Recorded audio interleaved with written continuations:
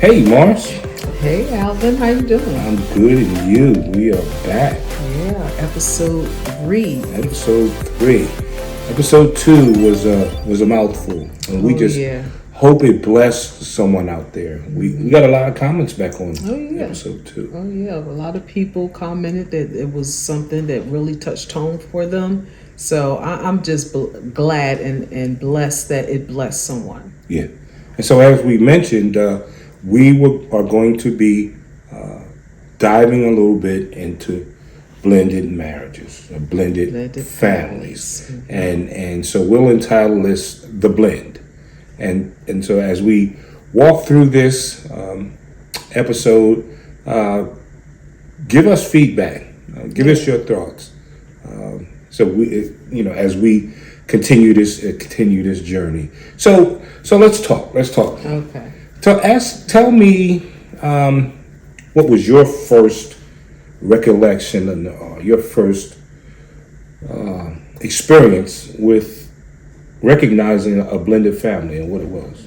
Honestly, it was the Brady Bunch. Yeah, I know that may sound crazy, but when you think about it, the Brady Bunch, the father, Mike, he was a widow with 3 sons, and he married a divorcee named Carol, who was divorced from her husband. She had 3 daughters, and the family came together. So, I mean, really, that was the first sign that I understood what a blended family was. The Brady Bunch. I'm not sure if I'm old enough to remember. Come on now. Okay. But there were others. There were, when you look at it, there were others. I looked at, me. I was a TV guy then. Mm-hmm. I looked at the Munsters. Right. They were blended. Oh yeah. Yeah. What was another one? The Beverly Hillbillies. Yeah, I mean, these are all They were shows blended. that in the 1970s, and even though it was back in the day, divorce was like a taboo subject. Yeah, nobody talked about divorce. Yeah. And it was kind of a bold move, like you mentioned, the Brady Bunch, the creators of the Brady Bunch, that was a bold move in that day to even, the highlight of the show, the theme of the show was about a blended family. Right. And so that was a bold move back in the day there. So that was TV. Tell me what you grew up seeing.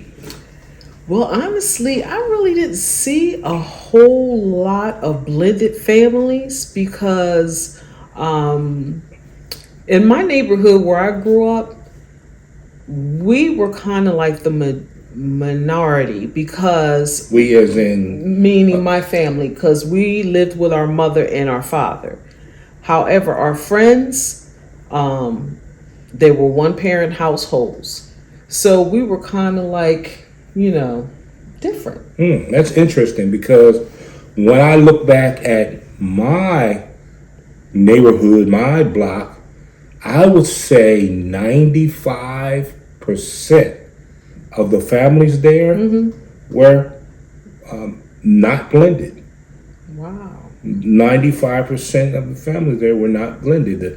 The mother and the original mother, if that's, and the fathers were in the homes with their children. Wow.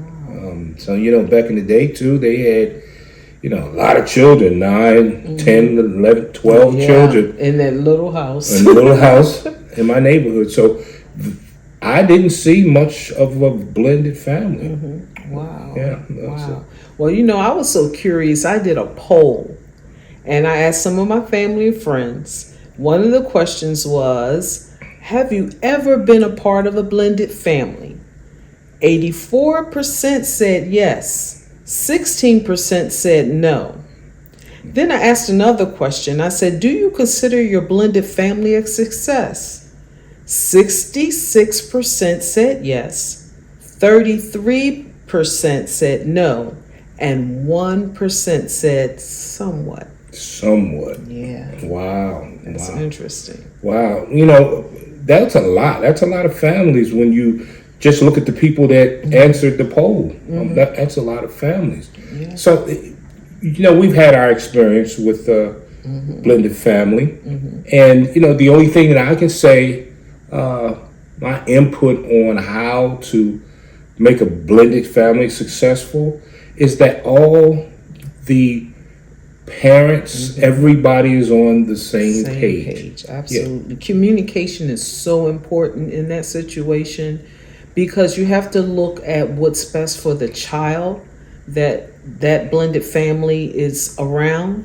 So by working together, being adult, communicate, That's a strong word, to being adult. That's a strong word, being an adult in the situation. Absolutely. So communication is so important. I mean, if it gets to the point where families are clashing, you may want to consider counseling, family counseling. I believe in counseling. I believe that it can do wonders, because you'll have someone there that is not involved in that nucleus of that family. So, yeah. So when you got a parent coming, or a person coming into a relationship with a child, with children, and another person coming in, they both have children coming into a relationship. They're head over heels, they're serious about each other. And say that there's teenagers involved here. I'm sure that creates some kind of, friction there. Because the children still may be attached strongly to their parent, the other parent. I don't want to call them the outside parent, but the parent is not in this new blended family. What do you think? I mean, what do you think they create? Because it's hard to not take the child's, I won't say opinion, but you have to find out how they feel about it. Right. And that's why that's why I agree with you. The therapy before, once you find yourself serious, the family therapy before I think is an essential part of it. Yeah. And like I said, again, that communication piece, not only communicating with your spouse, communicating with your children on how they feel, and really understanding how they're feeling about your new life that you're coming upon, or things like that. But I asked a lot of questions with my family and friends, and I tell you, I was really surprised at some of the responses and how I could relate to some of the responses that I got. Did you want me to kind of read a few? Yeah. Okay. So my question was about blended families. And one person said that, it takes a lot of work, which is so true. It takes a lot of work and a lot of God. Okay. So a lot of prayer, because you want to be able to address situations in a proper manner through prayer, through guidance from God's word. And one person said, but I'm living witness and this is doable. So it really comes into play about how you personally feel and how you're going to work to make it work. We've witnessed, and we know very successful blended families. There's a couple that I have in mind now, and they both have been married before, and both have children apart from each other. And when they get together, you can't tell who was who. Exactly. And I'm sure it took some trials and different situations to get to that point, but it's a blessing to even watch them interact with each other. Yeah. And I mean, and again, what really just kind of blew my mind about it, that blended relationship, that blended family is so blended that the other parents on the outside were invited to their barbecues, and they just, that is like amazing. It's a good word amazing. for it. And it's a blessing. It's a blessing to see that it can be done, like your writer said. You got another one? Yeah, I got a couple here. It says one person says, "I think it's hard. It was hard at first for my wife because she had to relinquish being both parents and let me take over the father role. However, our marriage counseling helped us tremendously." Wow. See, it works. It works. Wow. See, now I really didn't think about that part because one, single mom had been single for a while. Yeah. And coming into a relationship, she's been doing all the discipline. Right. And she might not be comfortable with someone else disciplining her child. Yeah, vice versa. The guys who come in with children, they that could be a challenge with them getting comfortable with disciplining. There's another one? Yeah, Okay. we actually do have another one. This person, they said, a huge issue is parenting styles or lack thereof. Not just discerning, but taking ample time to see if the other person can and will parent their own child first. If so, it is so important. If you're not compatible in parenting, and if either person is unwilling to learn how to build a solid foundation of raising children, it just won't work. Having two people with extreme parenting differences, not saying one is better than the other, will cause an unhealthy environment for everyone. As much as you may love one another, witnessing each other's parenting styles is crucial to a blended family. If not fond of this, I'm not fond of disrespectful kids with no parental control, but someone else may not be fond of non-biological parents disciplining, non-physical, of course, the child. Believe consistent parenting and child behavior, not words. Sometimes it is not always the couple, another one person said, outside influences. So what do you think about that? Outside influences, like say not just the nucleus family, but maybe like grandparents or a cousin or an aunt getting, in the mix and causing issues. I think we kind of covered that last time when you mentioned that it's very important to keep other people out of your marriage first of all, and it's okay to hear advice, but they can't control your household. They can't control your marriage. They can't control your family. And you may have a lot of respect. Heck, mom or dad may be telling you some things. Right. But sometimes every mother-in-law wasn't like mine. Yeah, you had to sing for a mother. Yeah, every mother-in-law wasn't like mine.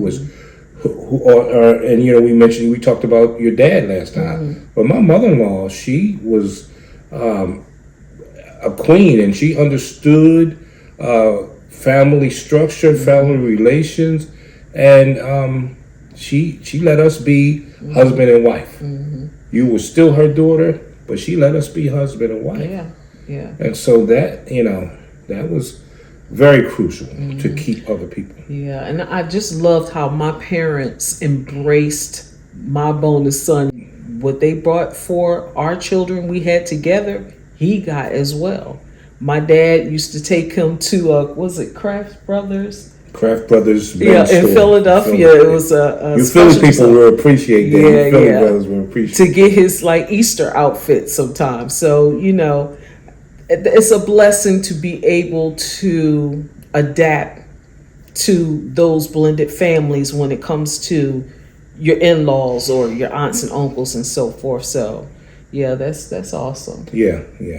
So we would love to hear from you.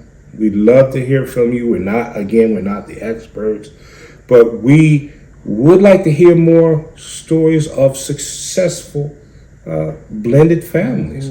I think it would help others. It helps us. I tell you what was funny.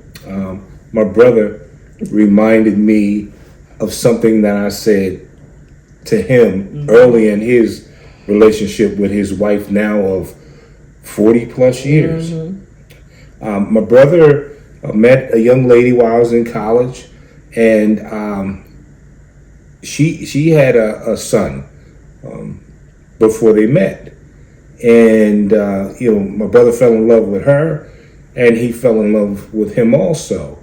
And when I found out about it, the first thing I said, "Oh man, you got yourself a ready-made family." And he reminded me that the other day, and I kind of feel bad that I put it to him like that. But they did it. I mean, they did it, and not only did they raise their two children, because they had they had a daughter themselves. They adopted 3 more children. Yeah. So they were extra blended, blended, and they made it work. Yeah. Can you imagine that, and the challenges that were brought into that household with 3 children that had biological parents, both mother and father, and circumstances were that they could not live with them. So here's another whole new mother and father. Neither one of them are their biological parents. Right. Can you imagine? That's awesome. A lot of prayer. Yeah. One of the responses that I got that really just blessed my heart, they talked about one of the earliest blended families there was, and that was Joseph and Mary. Now they came together under circumstances were real different. Circumstances were really different. So they came together. Joseph was not Jesus' biological father, but they came together under those circumstances, and they made it work, and they raised Jesus. Ooh. So, wow. Ooh. Now there's an example. Yeah. Now there's an example. I'm just listening, to the conversation that Joseph was having with God. Yeah, wow. So you want me to marry this woman and this baby's not mine? I mean, I can't even imagine how he was dealing with that. But that is probably the best example that there is. Yeah. And the first example Wow. that there is. Wow. So this is an interesting topic, and I'm sure, people may not have had the best experiences in their blended family, and, I feel for you. And if you're dealing with, and pray for you. If you're dealing with that now, my advice would be to go to God in prayer about it. Yeah. And again, and don't be afraid of counseling. People think counseling is a bad word. Yeah. And I don't know if I can say this, but I will. Black people, we think counseling is a bad word. Some do. And so we have to get beyond that for things to work out better for us. Yes. God is concerned about our mental health as well. Do seek counseling. Most insurances pay for counseling, and then you may have programs that pay for it free for you, pay for you. So I would just say that you will come together, you communicate. If there's issues in your family, you're dealing with your children, or you're dealing with the other parent, pray on it. Ask God to guide you, help you to deal with difficult situations. And let me tell you, He will do just that. And so here are some helpful tips. And we've gone over them. First, prayer. Pray. Second, set realistic expectations. Yeah. Communication. Parent together, not separately. Absolutely. Create your own unique family system. Because every situation is different. Right. Everybody can't be the Brady Bunch. How about that? Stay connected to your partner. Know what each other is thinking, and come up with a plan on how you're going to deal with certain things. Practice patience and understanding. Yes, show some grace. Oh my God, show some grace, because there are going to be times where you're going to be dealing with some difficult issues. So give grace to one another. Stay the course and don't give up. Whatever you do, don't give up. And therapy, counseling. That's pretty much it for today, huh? Yeah. It's a mouthful. Yes, it mouthful. was. Yes, it was. And we would love to hear from you. If you haven't subscribed to our YouTube, our Facebook page, our Instagram page, please do so, because we would love to hear from you. We would love to make more content. If you have a suggestion about something you want to hear about, put it in our email. We also have email on there. We would love, love, love to hear from you. We just thank you so much for listening to us and supporting us. You know, we want to see everybody win. And yes, so once again, I'm Alvin. And I'm Marcy. And thank you for joining Life and Marriage with Alvin and Marcy. Have a good night. Take care.